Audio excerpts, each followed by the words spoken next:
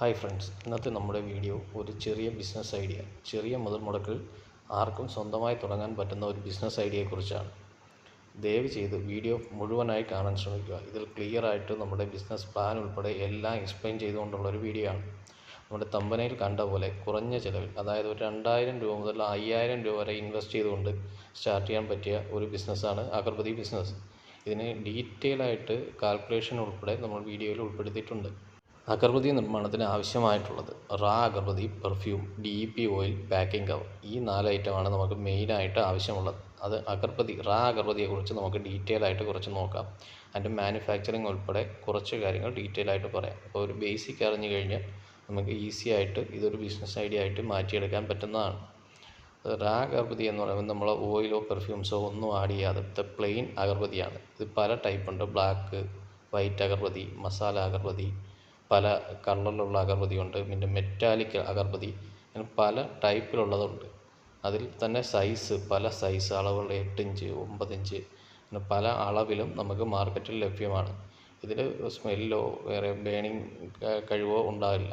നമ്മുടെ റാ അഗർബത്തി മാനുഫാക്ചർ ചെയ്യാൻ വേണ്ട മെറ്റീരിയൽസിനെ കുറിച്ചും അതിൻ്റെ പ്രോസസ്സും ഒന്ന് ചെറിയ രീതിയിൽ നോക്കാം. മെയിനായിട്ട് നമ്മൾ ഉപയോഗിക്കുന്നത് ചാർക്കോൾ പൗഡർ, സാഡസ്റ്റ്, അതായത് നമ്മൾ അറക്കപ്പൊടി, പിന്നെ ജിഗാർഡ് പൗഡർ, അതും അതിൻ്റെ ഫൈൻ ഡസ്റ്റ് ഫോം തന്നെയാണ്. ഇതാണ് മെയിൻ ഇൻഗ്രീഡിയൻ്റ് ആയിട്ട് വരുന്നത്. പിന്നെ ഇതിനകത്ത് പല രീതിയിലുള്ള കെമിക്കൽസ് ആഡ് ചെയ്താണ് പല കമ്പനികളും കോമ്പോസിഷൻ തയ്യാറാക്കുന്നത്. പ്രീമിക്സ് പൗഡറുകളും വൈറ്റിൻ്റെ ആയാലും ബ്ലാക്കിൻ്റെ ആയാലും നമുക്ക് മാർക്കറ്റിൽ അവൈലബിൾ ആണ്. പല രീതിയിലുള്ള കോമ്പോസിഷനും മിക്സിങ്ങും ആയിട്ട് വരുന്നതാണ്. പല ക്വാളിറ്റിയിൽ അവൈലബിൾ ആണ്. പെർ kg 15-20 റുപ്പീസ് തൊട്ട് അവൈലബിൾ ആണ്. ക്വാളിറ്റി മാറുന്നതനുസരിച്ച് അതിൻ്റെ പ്രൈസിലും നല്ല ഡിഫറൻസ് ഉണ്ടാവും. പിന്നെ മെയിൻലി മാനുഫാക്ചറിങ് മെത്തേഡാണ്. 2 ടൈപ്പ് മാനുഫാക്ചറിങ് ആണ് ഉള്ളത്. ഒന്ന് ഹാൻഡ് മെയ്ഡ്, പിന്നെ വന്നിട്ട് വരുന്നത് മിഷൻ മെയ്ഡ്. മെയിൻ കമ്പോണൻറ്റ് പിന്നെ വരുന്നത് ബാംബൂ സ്റ്റിക്കാണ്. റൗണ്ട് ബാംബൂ സ്റ്റിക്കാണ് നമ്മൾ മുളയുടെ കമ്പ്, അത് റൗണ്ട് ഷേപ്പിലാക്കി എടുത്താണ് ഈ സ്റ്റിക്കിനായിട്ട് ഉപയോഗിക്കുന്നത്.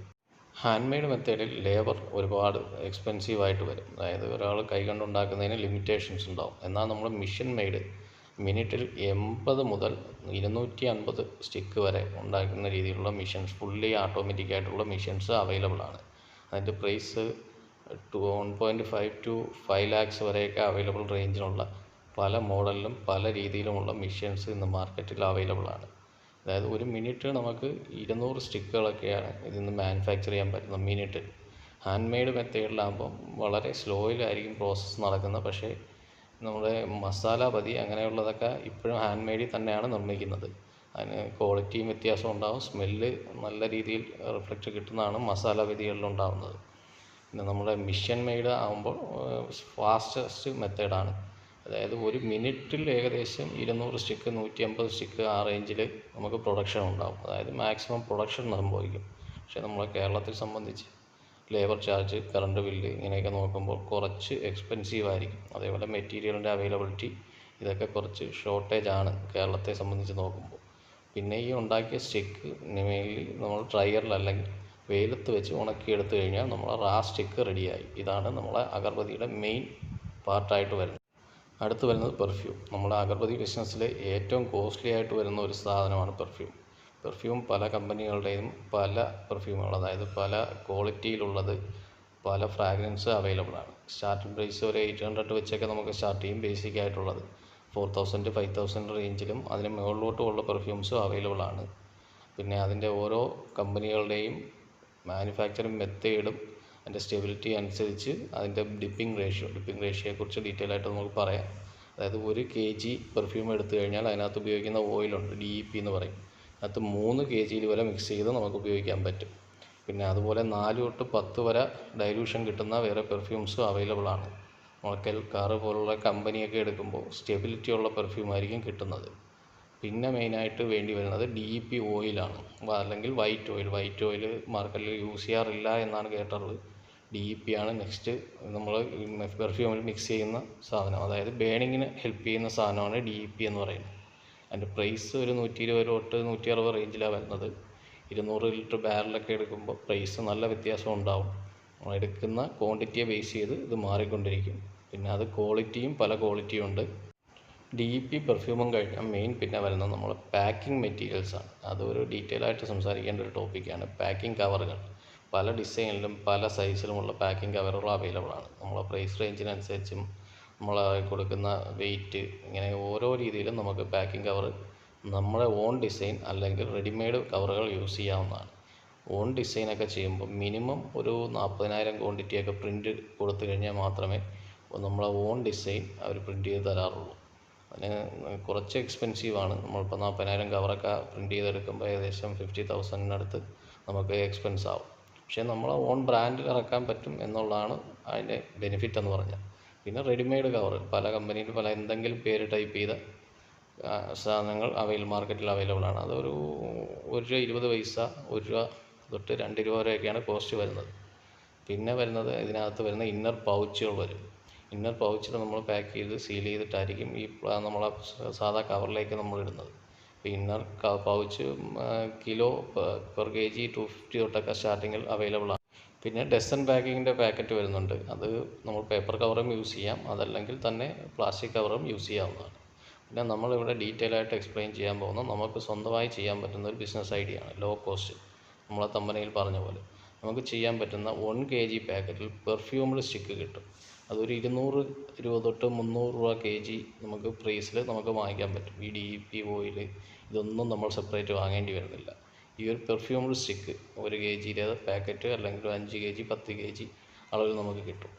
അത് വാങ്ങിക്കുക. അതിന് ഏകദേശം പെർ kg 250 രൂപയൊക്കെ ആവറേജ് വരുമ്പോൾ നല്ല പെർഫ്യൂംഡ് ആയിട്ടുള്ള സ്റ്റിക്സ് കിട്ടും. പിന്നെ നമുക്ക് അതിൽ ജോബ് എന്ന് പറയുമ്പോൾ നമുക്ക് അതിന് പാക്കിംഗ് ആണ് അടുത്ത നെക്സ്റ്റ് വരുന്നത്. നമുക്ക് ഇതേപോലത്തെ പേപ്പർ കവർ ₹1.20, ₹2 റേഞ്ചിൽ വരും. പക്ഷേ അത് കുറച്ച് എക്സ്പെൻസീവായിട്ട് വരും. നമ്മൾ സ്റ്റാർട്ടിങ് ചെയ്യുമ്പോൾ പിന്നെ 10 രൂപയുടെ ഒരു പാക്കറ്റ് എടുക്കുമ്പോൾ അതിൽ പിന്നെയും പാക്കിംഗ് കവറിന് ₹1.20 അല്ലെങ്കിൽ ₹2 പോകുമ്പോൾ അതൊരു എക്സ്പെൻസീവായിട്ട് വരും. പക്ഷേ അതിൽ നമുക്ക് ഏറ്റവും എളുപ്പമുള്ള വേറൊരു മെത്തേഡ് പ്ലാസ്റ്റിക് കവറുകൾ തന്നെ കിട്ടും. പ്ലാസ്റ്റിക്കിൽ പൗച്ചുകൾ, അതല്ലെങ്കിൽ പ്ലാസ്റ്റിക്കിൻ്റെ തന്നെ റെഡിമെയ്ഡ് ആയിട്ടുള്ള ഹാർഡായിട്ടുള്ള പ്ലാസ്റ്റിക് കവറുകൾ വരും. ആ സാധനം നമ്മൾ ഈ ഇന്നർ കവറല്ല, അല്ലാതെ വരുന്ന പ്ലാസ്റ്റിക് സ്ലീവ്സ് വരുന്നുണ്ട്. അത് നമുക്ക് സ്റ്റിക്ക് ചെയ്യാൻ പറ്റുന്നത്, അതല്ലെങ്കിൽ ഹീറ്റ് ചെയ്ത് ഒട്ടിക്കാൻ പറ്റുന്ന ടൈപ്പിനുള്ള അത്രയ്ക്ക് ഒരു ക്വാളിറ്റിയുള്ള പ്ലാസ്റ്റിക് കവറുകൾ വരുന്നുണ്ട്.